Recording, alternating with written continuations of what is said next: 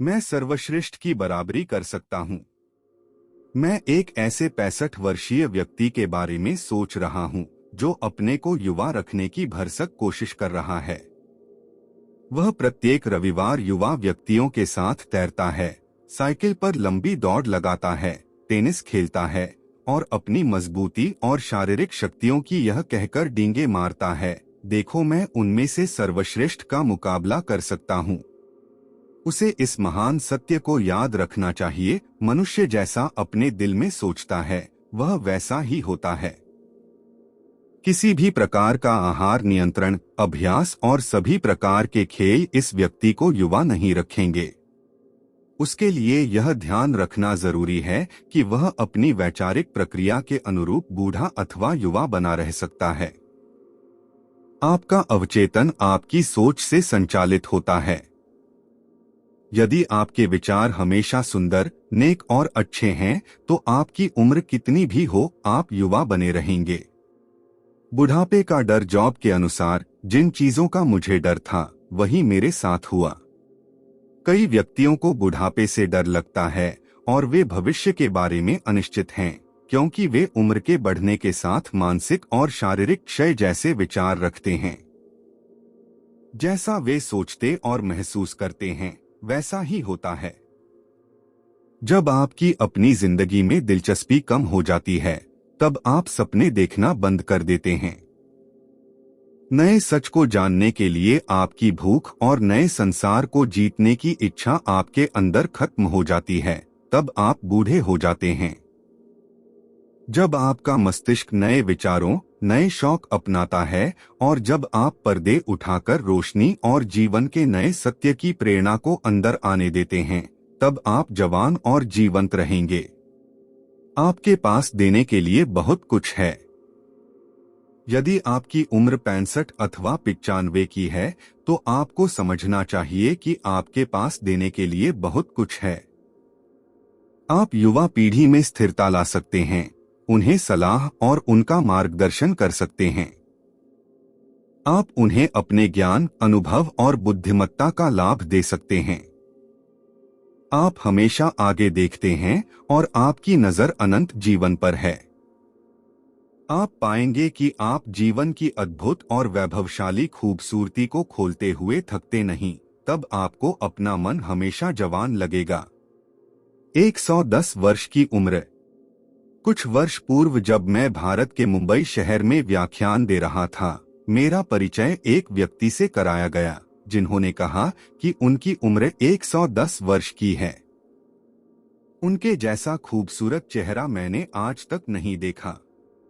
ऐसा प्रतीत होता था कि जैसे उनके अंदर की रोशनी की चमक ने उनकी काया पलट कर दी हो। उनकी आंखों में दुर्लभ सुंदरता थी जो यह दर्शा रही थी कि वह खुशी के साथ उम्रदराज हो रहे थे और ऐसा कोई संकेत नहीं था कि उनके मन की रोशनी कहीं से भी कम हुई हो। सेवानिवृत्ति है एक नया उद्यम। इस सत्य से निश्चित रहें कि आपका मस्तिष्क कभी सेवानिवृत्त नहीं होता है। यह एक पैराशूट की तरह होता है जो जब तक खुलता नहीं, किसी काम का नहीं होता। अपने को खोलें और नए विचारों के लिए ग्राह्य रहें। मैंने 65 और 70 वर्ष के व्यक्तियों को रिटायर होते हुए देखा है। उनकी हालत खराब होते हुए देखी और कुछ महीनों में काल का ग्रास होते हुए देखा। जाहिर है उन्हें ऐसा लगा जैसे उनका जीवन समाप्त होने वाला था। सेवानिवृत्ति एक नया उद्यम हो सकता है, एक नई चुनौती हो सकती है, एक नया रास्ता, एक लंबे सपने को पूरा करने की शुरुआत। जब व्यक्ति निम्नलिखित वाक्य कहता है तब बहुत निराशा होती है, अब मैं क्या करूंगा, मैं तो रिटायर हो गया हूं। वास्तव में वह कह रहा है, मैं मानसिक और शारीरिक रूप से मृत हूं। मेरा मस्तिष्क विचारों से दिवालिया हो गया है। यह सब एक झूठी तस्वीर है। सच यह है कि जो काम आप 60 वर्ष की उम्र में करते थे, उससे कहीं ज्यादा काम आप 90 की उम्र में कर सकते हैं, क्योंकि अपने नए अध्ययन और दिलचस्पी के द्वारा हर दिन आपके अंदर जीवन और ब्रह्मांड के बारे में ज्ञान और समझदारी बढ़ती जाती है। वह बेहतर काम करने लायक बना। एक अधिकारी जो मेरे घर के पास रहता है, उसे जबरदस्ती कुछ महीने पहले सेवानिवृत्त कर दिया गया क्योंकि वह 65 वर्ष का हो गया था। उसने मुझसे कहा, मैं अपनी सेवानिवृत्ति को नर्सरी कक्षा से पहली कक्षा में प्रोन्नत किए जाने की तरह देखता हूँ। उसने इस प्रकार उपदेश दिया। जब मैंने स्कूल छोड़ा तब वह कॉलेज की सीढ़ी चढ़ा। उसे एहसास हुआ कि यह उसकी पढ़ाई और सामान्य जीवन को समझने के लिए एक कदम आगे बढ़ाने की तरह था। फिर उसने कहा, अब वह उन चीजों को कर सकता था जिन्हें वह हमेशा से करना चाहता था। इसलिए उसका रिटायर होना उसके जीवन और बुद्धिमत्ता की सीढ़ी पर एक कदम आगे चढ़ने जैसा है। वह एक ज्ञानपूर्ण निष्कर्ष पर पहुंचा कि अब वह अपना ध्यान जीवन को जीने पर केंद्रित करेगा। वह एक शौकिया फोटोग्राफर है और उसने इस विषय पर अतिरिक्त कोर्स किया। वह विश्व भ्रमण पर गया और प्रसिद्ध स्थानों पर फिल्में बनाई। वह अब विभिन्न समूहों, जगहों, क्लबों में व्याख्यान देता है और लोगों में उसकी बहुत मांग है। अपनी दुनिया से बाहर भी बहुत कुछ ऐसा है जिसमें दिलचस्पी लेकर आप सार्थक कार्य कर सकते हैं। नए विचारों के लिए उत्साहित रहें, आध्यात्मिक रूप से प्रगति करें और नई चीज सीखते हुए विकास करें। इस तरीके को अपनाकर आप दिल से जवान बने रहेंगे, क्योंकि आपके अंदर नए सच के लिए पिपासा और भूख है और आपका शरीर आपके विचारों को हमेशा प्रतिबिंबित करता रहता है। आपको उत्पादक बनना चाहिए, समाज का कैदी नहीं। समाचार पत्रों का ध्यान इस तथ्य की ओर जा रहा है कि कैलिफोर्निया के चुनाव में वोट देने वालों की संख्या में वृद्धों की संख्या में अभूतपूर्व बढ़ोतरी हुई है। इसका तात्पर्य है कि उनकी आवाज को राज्य की विधायिका में और उनके विधायकों के सम्मेलन में भी सुना जाएगा। मेरा विश्वास है कि वे एक संघीय नियम को लागू करेंगे जिसमें नियोक्ताओं को पुरुषों और महिलाओं पर उनकी आयु के आधार पर किसी भी प्रकार के भेदभाव पर प्रतिबंध लगेगा। एक 65 वर्ष का व्यक्ति मानसिक, शारीरिक और मनोवैज्ञानिक रूप से कई 30 वर्ष के युवाओं से ज्यादा युवा हो सकता है। यह कहना कि किसी व्यक्ति को नौकरी पर नहीं रखा जा सकता क्योंकि वह 40 वर्ष से ज्यादा उम्र का है, इसका मतलब तो यह है कि आप उसे कह रहे हैं कि वह कूड़ेदान की ढेरी अथवा फेंकने योग्य है। एक 40 वर्ष अथवा उससे ज्यादा उम्र के व्यक्ति को क्या करना चाहिए? क्या उसे अपनी प्रतिभा और अपने ज्ञान को किसी झाड़ी के नीचे छुपा देना चाहिए? वे व्यक्ति जिनको उनकी उम्र की वजह से नौकरी नहीं करने दी गई, उन्हें सरकार को किसी जिले, राज्य अथवा संघीय स्तर पर रखा जाना चाहिए। कई संगठन जो उन्हें नौकरी देने से मना करते हैं और उनके ज्ञान अथवा अनुभव का लाभ नहीं लेते हैं, उनसे सरकार को टैक्स लेना चाहिए जिससे ऐसे व्यक्तियों की सहायता की जा सके। यह एक तरह की आर्थिक आत्महत्या है। मनुष्य यहाँ अपनी मेहनत के फल के स्वाद का मजा लेने के लिए है और यहाँ वह उत्पादक बनने के लिए है, किसी समाज का कैदी बनने के लिए नहीं जो उसे निष्क्रिय रहने पर मजबूर करे। जैसे जैसे उम्र बढ़ती है, मनुष्य का शरीर ढलने लगता है, उसकी गति धीमी पड़ने लगती है, लेकिन उसके चेतन मस्तिष्क को काफी ज्यादा सक्रिय, जीवंत और अपने अवचेतन मस्तिष्क को प्रोत्साहन द्वारा तेज किया जा सकता है। वास्तव में उसका मन कभी भी बूढ़ा नहीं होता। जॉब के अनुसार, जैसा मैं अतीत में था, जैसा मैं उन दिनों में जब ईश्वर ने मुझे संरक्षित किया था, जब उसकी मोमबत्ती मेरे सिर के ऊपर चमक रही थी और जब उसकी रोशनी के सहारे मैंने अंधेरे को पार किया, जैसा कि मैं अपनी जवानी के दिनों में था, जब ईश्वर का रहस्य मेरे देवालय के ऊपर था। जवानी का रहस्य। अपनी युवावस्था के दिनों को फिर से ताजा करने के लिए चमत्कारिक उपचार को महसूस कीजिए। इस बात का अनुभव कीजिए कि आपके अवचेतन मस्तिष्क की नवनिर्मित शक्ति आपके पूरे शरीर से होकर जा रही है। इस तथ्य को जानिए और महसूस कीजिए कि आप आध्यात्मिक रूप से प्रोत्साहित, उन्नत, फिर से युवा और शक्ति से भरे हुए हैं। अपनी युवावस्था के साथ की तरह आप उत्साह और खुशी से झूम सकते हैं। इन सब की एक सरल वजह है कि आप हमेशा मानसिक और भावनात्मक रूप से खुशनुमा स्थिति को फिर से पा सकते हैं। वह मोमबत्ती जो आपके सिर के ऊपर चमकती है, वह दिव्य बुद्धिमत्ता है और यह आपको वह सब कुछ बताती है जिसे आपको जानने की जरूरत है। यह आपको आपकी अच्छाई की उपस्थिति को स्वीकार करती है, चाहे आप दिखने में कैसे भी हों।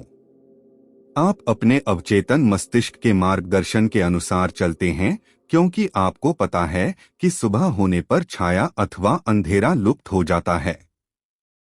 दृष्टि पाएं। यह कहने के बजाय कि मैं बूढ़ा हो गया हूँ, कहिए मैं दिव्य जीवन के मार्ग में बुद्धिमान हो गया हूँ। किसी भी कॉरपोरेशन, समाचार पत्र अथवा आंकड़ों को आपके बुढ़ापे, घटते वर्ष, पुरानेपन, वृद्धावस्था और बेकारीपन की तस्वीर अपने आगे मत दिखाने दीजिए। इसे अस्वीकार कीजिए, क्योंकि यह असत्य है। इस प्रकार के प्रचार से सम्मोहित होने से इनकार करें। जीवन को स्वीकार करें, मृत्यु को नहीं। अपने को एक खुश, दीप्तिवान, सफल, निर्मल और शक्तिशाली व्यक्ति की तरह देखें। आपका मन बूढ़ा नहीं होता। पूर्व राष्ट्रपति हर्बर्ट हूवर, जिनकी उम्र अभी 80 वर्ष की है, वे अभी बहुत सक्रिय हैं और चिरस्मरणीय कार्य कर रहे हैं। मैंने कुछ वर्ष पूर्व न्यूयॉर्क शहर के वाल्डोर्फ एस्टोरिया में उनके कमरे में साक्षात्कार लिया था।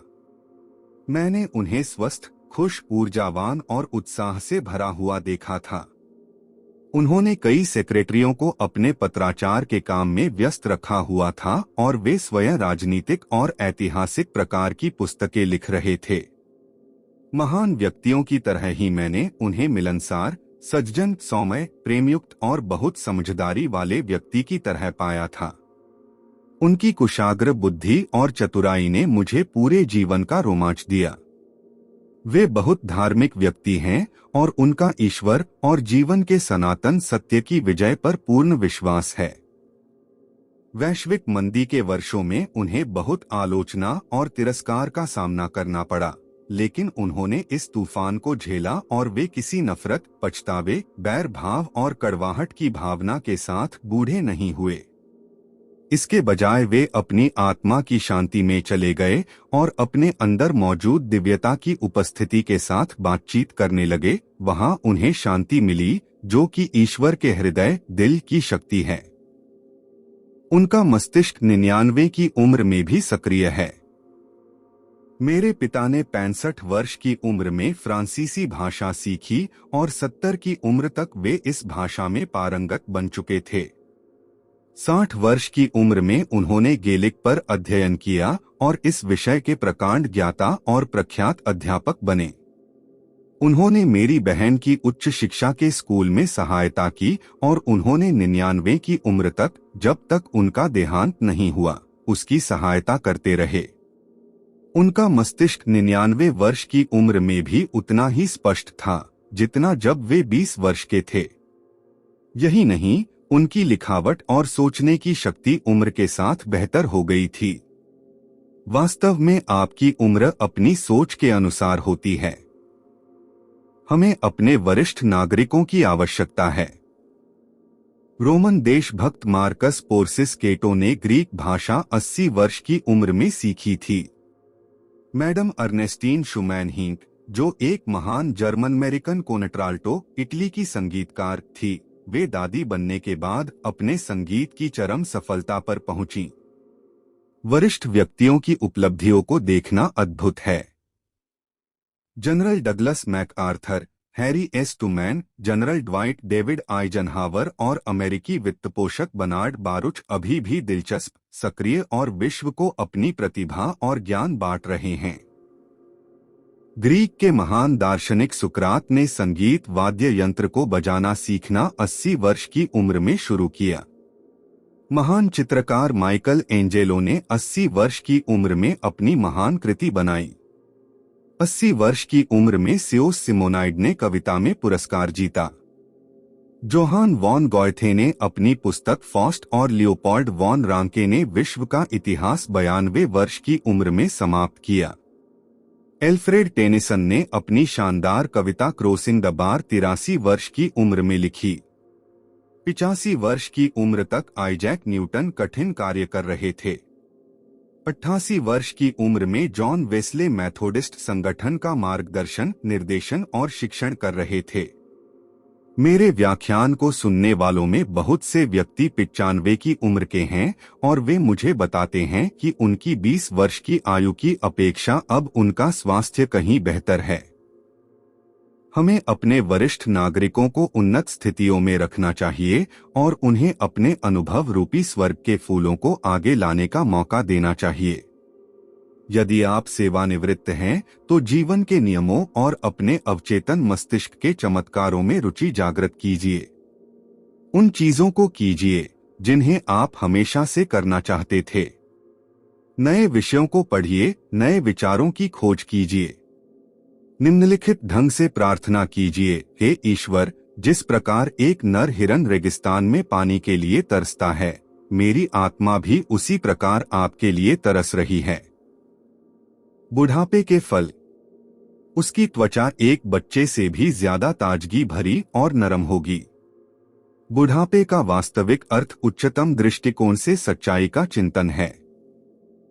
ऐसा अनुभव कीजिए जैसे आप अंतहीन यात्रा पर हैं, जो एक निरंतर अथक जीवन के अनंत सागर की एक महत्वपूर्ण श्रृंखला है। फिर आप साल्मिस्ट के साथ कहें, वे बुढ़ापे में भी फल देंगे और ताजे और हरे रहेंगे। परंतु आत्मा का फल तो प्रेम, आस्था, विनय और संयम है।